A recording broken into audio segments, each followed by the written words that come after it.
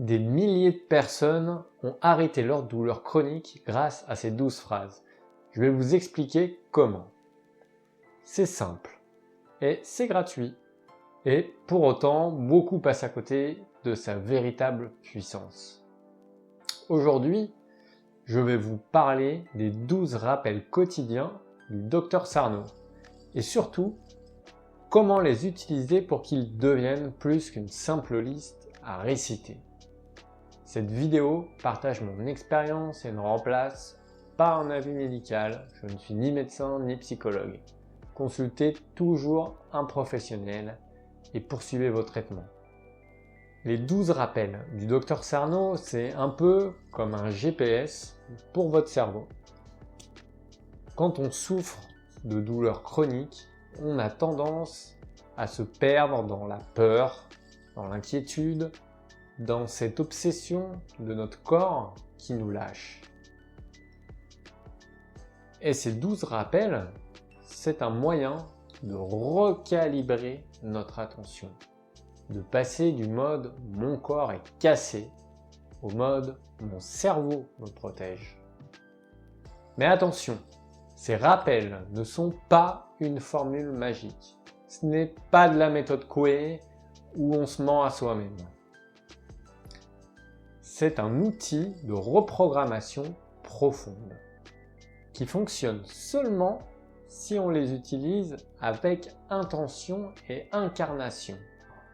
Plongeons dans ces 12 rappels et je vais vous expliquer comment les moderniser avec ce qu'on sait aujourd'hui. Premier rappel, la douleur est due au TMS et non à une anomalie physique structurelle. TMS, ça veut dire syndrome de tension neuromusculaire, ou ce qu'on appelle aujourd'hui les douleurs nocives neuroplastiques, anciennement troubles psychophysiologiques.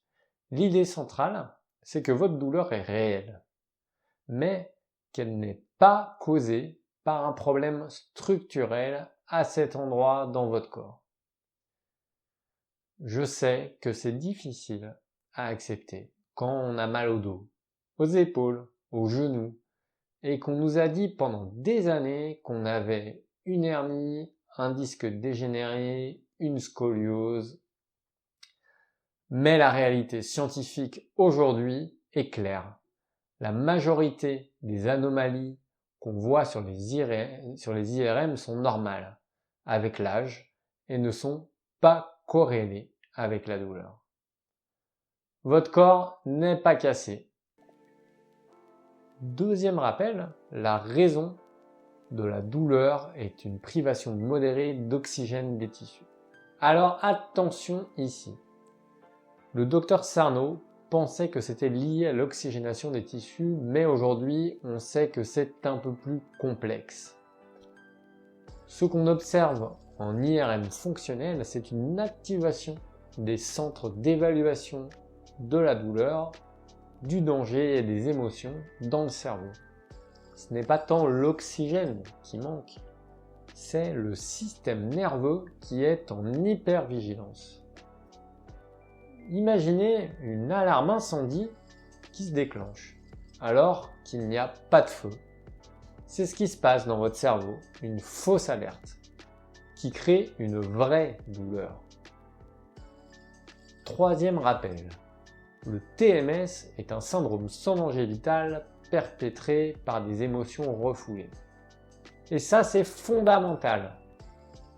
Votre douleur ne va pas vous tuer. Elle ne va pas vous paralyser. Elle ne va pas détruire votre corps.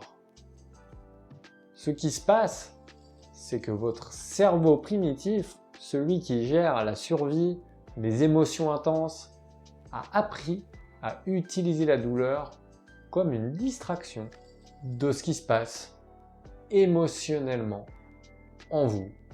De la colère que vous ne pouvez pas exprimer, de la tristesse que vous repoussez, de l'anxiété que vous essayez de contrôler. Et tant que vous restez concentré sur votre corps, vous n'avez pas à ressentir ces émotions inconfortables. Quatrième rappel, l'émotion principale en jeu est ma colère refoulée. Alors là, beaucoup de gens résistent. Mais Vincent, je ne suis pas en colère. Je suis quelqu'un de calme, de bienveillant. Je comprends.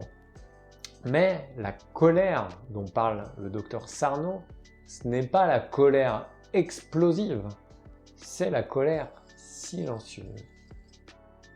Celle qu'on ressent quand on doit toujours être parfait, quand on ne peut jamais décevoir, quand on réprime nos besoins pour faire plaisir aux autres, quand on est dur avec nous-mêmes.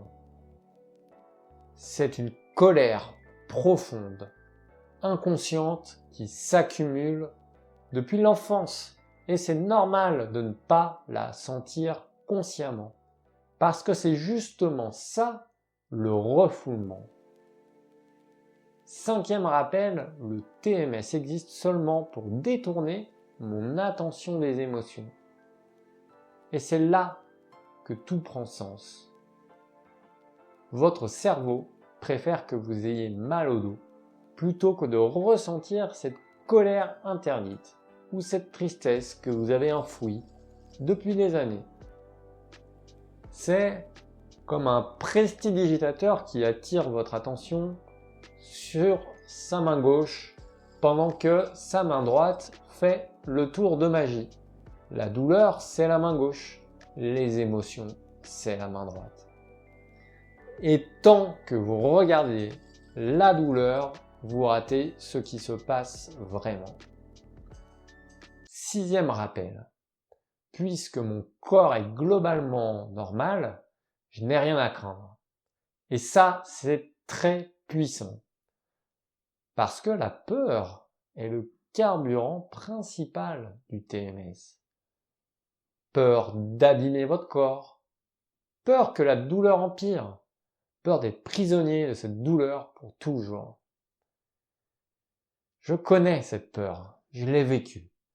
Mais quand vous comprenez vraiment que votre corps n'est pas endommagé, la peur diminue. Et quand la peur diminue, le cerveau n'a plus besoin de créer la douleur pour vous protéger. Mais attention, les rappels 10 et 12 sont les plus importants et la plupart des gens les utilisent mal. Je vous explique pourquoi dans un instant.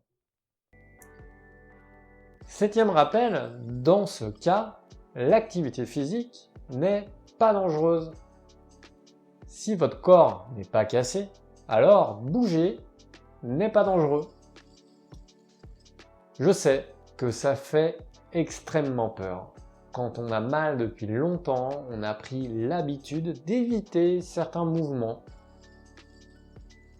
Mais cet évitement renforce le message au cerveau que le mouvement est dangereux et ça perpétue la douleur.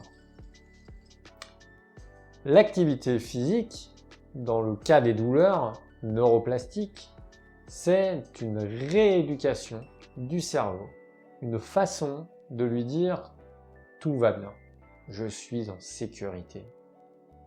D'ailleurs, c'est génial, de plus en plus de kinés et physiothérapeutes sont formés et sensibles dans l'accompagnement de cette peur du mouvement, qu'on appelle kinésiophobie.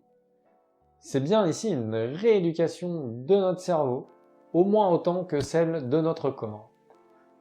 Avec cette connaissance, j'aurais pu économiser facilement 200 d'heures de kiné depuis le début de mes douleurs.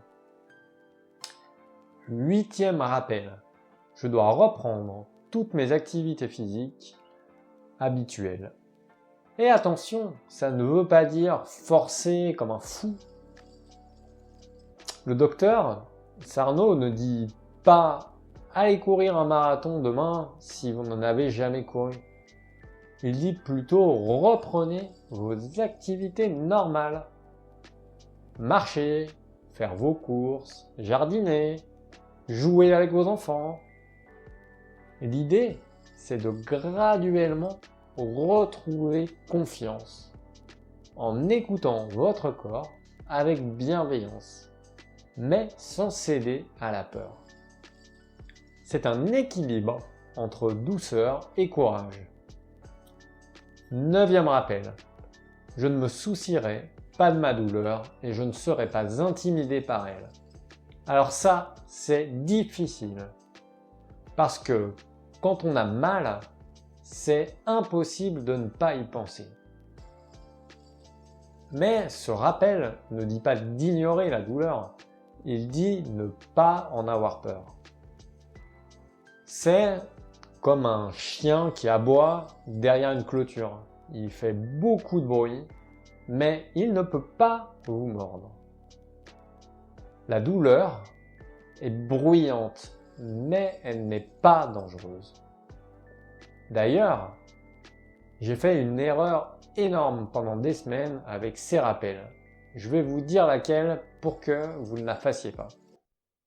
10e rappel, je vais déplacer mon attention de la douleur vers mes problématiques émotionnelles. Et c'est ici que le vrai travail commence.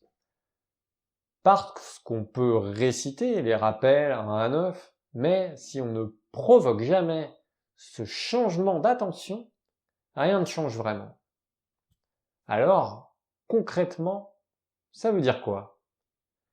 Ça veut dire vous poser la question, qu'est-ce que je ressens en ce moment? Qu'est-ce qui me stresse dans ma vie? Quelle colère ai-je enfouie? C'est un entraînement quotidien à être curieux de votre monde intérieur. 11e rappel, j'ai l'intention de reprendre le contrôle sur mon cerveau primitif inconscient. Et ça aussi, c'est très puissant. Parce que vous n'êtes pas victime de votre cerveau. Vous pouvez influencer son fonctionnement en devenant conscient de vos pensées, en choisissant où placer votre attention, en reprogrammant vos réponses automatiques. C'est comme apprendre à conduire une voiture manuelle. Au début, c'est très difficile. Puis, ça devient automatique. Vous pouvez reprendre le volant. 12e rappel. Je dois penser sans cesse selon une perspective psychologique, émotionnelle et non plus physique. Et c'est le rappel le plus important. Parce que chaque fois que vous traitez votre douleur comme un problème physique, vous renforcez la croyance que votre corps est cassé. Ça veut dire arrêter les massages compulsifs, les étirements obsessionnels, les rendez-vous médicaux sans fin. Ça ne veut pas dire tout abandonner d'un coup. Ça veut dire progressivement changer de paradigme. Passer de qu'est-ce qui ne va pas dans mon corps à qu'est-ce qui se passe émotionnellement en moi. Maintenant, parlons de comment utiliser ces rappels au quotidien. Parce que lire une liste, ce n'est pas suffisant. Première erreur, les réciter comme un robot. La douleur vient du TMS, blablabla, suivant. Ça ne marche pas. Pour que ces rappels fonctionnent, il faut les ressentir, les incarner, les contextualiser à votre situation de vie. Par exemple, le rappel 4. L'émotion principale est la colère refoulée. Ne vous contentez pas de le lire, demandez-vous où est ma colère. Est-ce que je suis en colère contre mon patron qui ne me respecte pas, contre mon conjoint qui ne me comprend pas, contre moi-même qui n'arrive pas à me reposer? Ça, c'est du travail vivant, actif. Deuxième erreur, attendre d'avoir mal pour lire les rappels. Les rappels, c'est un outil de prévention et de reprogrammation. pas juste un pansement d'urgence. Alors idéalement, lisez-les une fois par jour, même quand vous allez bien. Le matin au réveil, le soir avant de dormir, dans les transports. C'est comme brosser vos dents. Vous ne le faites pas seulement quand vous avez une carie, vous le faites tous les jours pour l'éviter. Voici ma méthode pour utiliser ces rappels efficacement. Numéro 1, choisir un moment calme. Pas en courant entre deux réunions, un moment où vous pouvez respirer. Numéro 2, lire chaque rappel lentement. Prenez bien 30 secondes par rappel, laissez le message infuser. Numéro 3, connectez à votre réalité. Pour chaque rappel, posez-vous la question « Comment cela s'applique à ma vie ?» Numéro 4, respirez après chaque rappel. 3 respirations profondes. Laissez votre système nerveux intégrer. Numéro 5, terminez par une intention. Aujourd'hui, je choisis de voir ma douleur comme un signal, pas comme un ennemi. Ça prend 10 minutes. C'est gratuit et ça peut transformer votre relation à la douleur. Maintenant, voici comment j'actualise ces rappels avec ce qu'on sait aujourd'hui. Le rappel 2 va être modernisé en remplaçant simplement privation d'oxygène par activation des centres cérébraux de la douleur et du danger. Le rappel 4 est élargi. La colère est importante, mais ajoutez aussi la peur, la honte, la tristesse et aussi l'autocritique. Ajoutez un 13e rappel moderne. La neuroplasticité signifie que mon cerveau peut changer. La guérison est possible parce que la science nous a prouvé que le cerveau est plastique, qu'il peut apprendre de nouvelles réponses, qu'il peut désapprendre la douleur. Alors, les 12 rappels du Dr Sarno, ce n'est pas de la pensée positive, ce n'est pas nier votre douleur, c'est un outil de reprogrammation profonde, un moyen de sortir du cercle vicieux de la peur et de réapprendre à faire confiance à votre corps. Ça demande de la patience, ça demande de la persévérance et ça demande du courage. Mais vous n'êtes pas seul dans ce chemin. Des milliers de personnes ont utilisé ces rappels et ont retrouvé leur liberté et leur vie. Alors pourquoi pas vous? Si vous voulez essayer cette approche, vous pouvez télécharger votre fiche des 12 rappels et mon guide. Le lien est dans la description. Et aussi abonnez-vous à cette chaîne où je partage toutes les techniques et retours d'expérience qui ont marché pour moi et des milliers d'autres. Dites-moi aussi en commentaire lequel de ces rappels résonne le plus avec vous aujourd'hui. Je vous souhaite du courage, de la douceur et surtout de la curiosité envers vous-même. À très bientôt!